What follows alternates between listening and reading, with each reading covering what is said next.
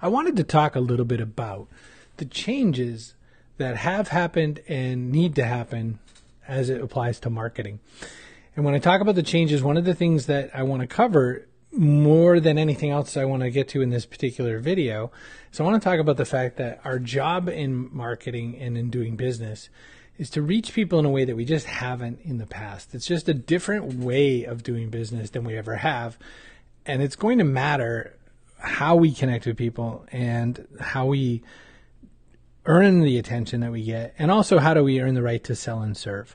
So one of the things I wanted to cover is I wrote an article for my site, chrisbrogan.com, saying that marketing is about connecting with your customer's story. And in it, the big important point I put in this post is that when I'm working with companies, a lot of times they're asking me, how do I reach people and how do I do something? And they start talking about how do I get the word out about my products and my services. And I always say it's not really about that. It's about connecting with the customer's story.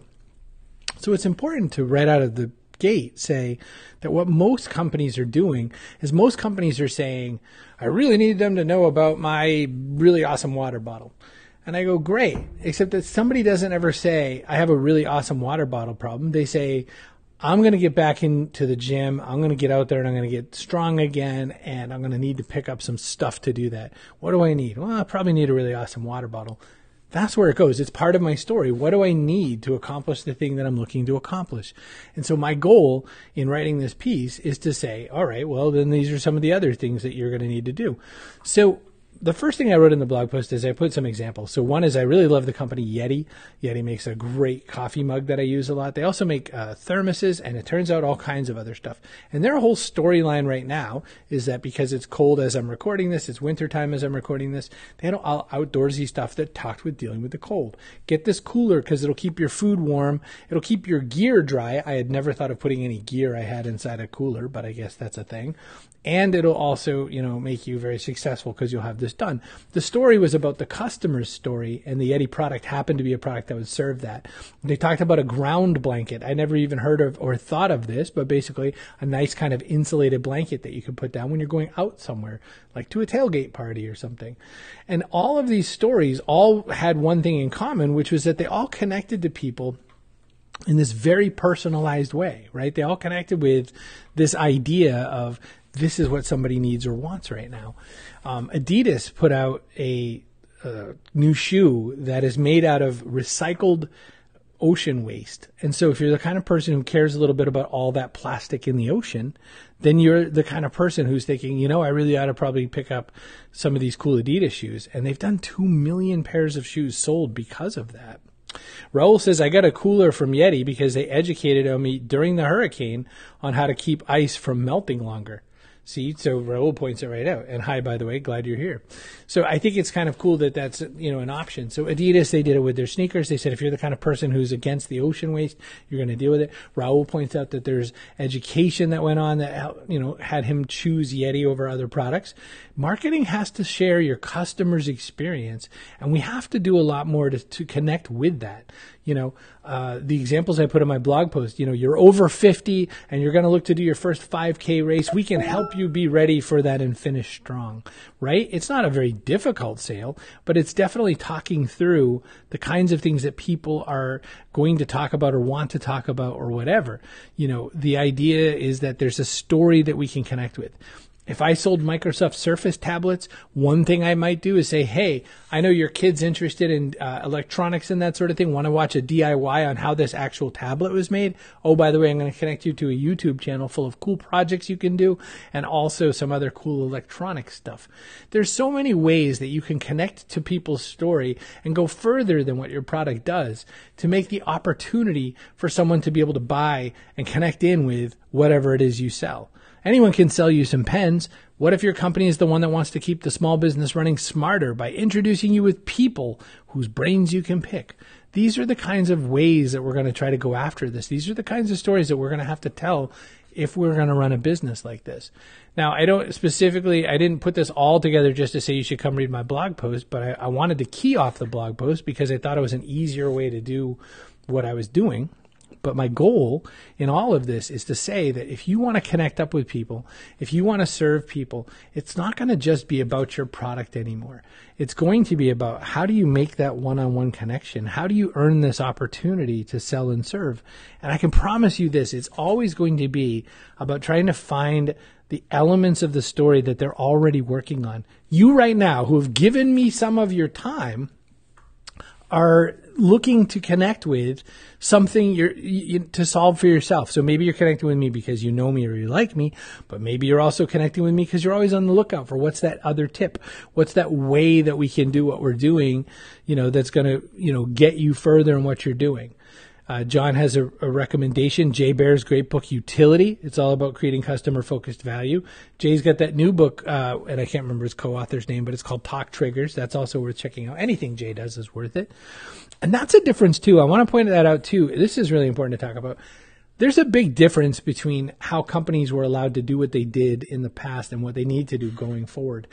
You can't ignore other competing or complementary brands.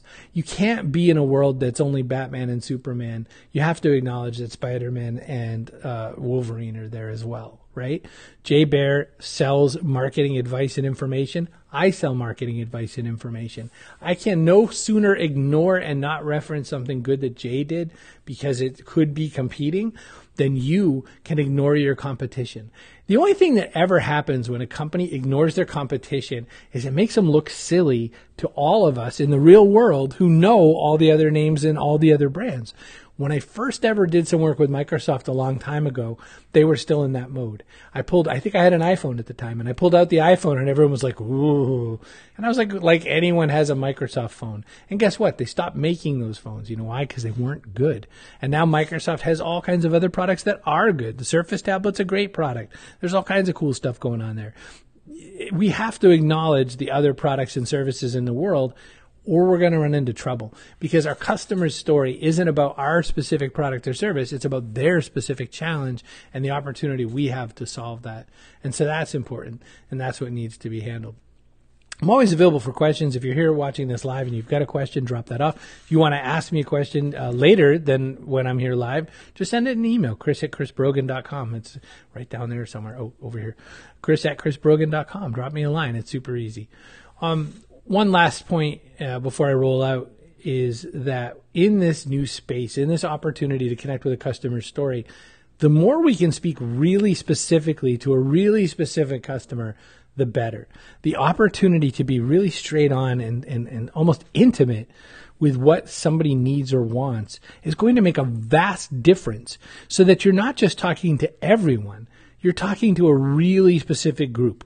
So that could be through an ethnicity. It could be through a specific shared interest. It could be through an age range. If I want to talk to people over 50 today about such and such, and it could be the same product you sell to people who are under 12, right? It doesn't matter, as long as in that story, you're making sure that the person feels that they're seen and they're acknowledged and that they know that they are part of something in some way. Business is about belonging. So if we're going to make business that matters, and if we're going to connect with a certain subset of humans that has a similar or shared interest, it's going to be important that we do this in a way that makes sure that they feel seen, they feel understood, they feel that they're being spoken to directly and that they're part of this storyline. And that's not how we were doing it before. Marketing used to be a lot more about specific, straightforward, one-on-one. And I don't think that that's normally what's going to come out of this any longer. As I've been looking at the different companies that I'm working with in 2019 and beyond, I really think that it's important that we do a lot of little contacts instead of a few contacts that reach to a lot of people. And I know that that feels bigger somehow or harder somehow, but I just don't think that it's going to work any better way. Bob says, I really like the idea of speaking to a really targeted group. You speak differently to them in real life, so why not online? Exactly right, Bob. And I think that really it becomes important that if in reaching out to people, we make sure that we recognize who they are, where they are, and what matters to them. I'll tell you a really kind of weird example. I was just looking at, there's a Netflix series called Conan Without Borders about Conan O'Brien. And in it, he does something kind of interesting. He goes around to a lot of different countries and has different experiences. I like everything in the series except for the very last one where he goes to Italy. I found that horrendously boring for reasons I don't know. But he went to Cuba, and he went to South Korea, and he went to Haiti, and he went to, I'm going to forget. And in the process, what was exciting was he really learned something about the people. He learned something about the culture, about the dance, about the food. And when you see just how radically diverse, even a place as small as Cuba, you see the radically difference between different groups there. You realize, oh my gosh, why in the world would we ever speak to everybody as if they're this massive crowd and they're all in the same person, right? It's just never going to work so well that way. So the opportunity exists for us. The technology exists for us. To make a little video like this takes just my time. It's under 12 minutes by the time I hit the end button. And it was nothing to do. Why can't you do a series of these and reach very specific subsets of people? Oh, but Chris, we don't know how to reach those subsets of people. Well, if you get really good at it, you're going to be good at connecting to these people one set at a time, and they're going to find it. If I had titled this video, How Aspiring Anime Artists Use the Microsoft Surface Tablet, guess who's going to find it? Aspiring anime artists, right? If I make the very next one, how your kid who's interested in engineering can learn from the Microsoft Surface tablet, then that's who's going to connect with it, right? It's not that hard. And along the way, what we're going to learn is we're going to learn that different people need to be spoken to different ways, and that people want to be recognized for who they are. And that's what matters, and that's what's going to happen. And what's so important to all of this is that we connect with people like they're people. We show them that business is about belonging, and that our product and service is something that we hope to connect with these people and serve them in their future success. Thank you so much for your time. Like I said, drop me an email, chris@chrisbrogan.com. Super easy. Where is it? Like that. All right. Good talking to you.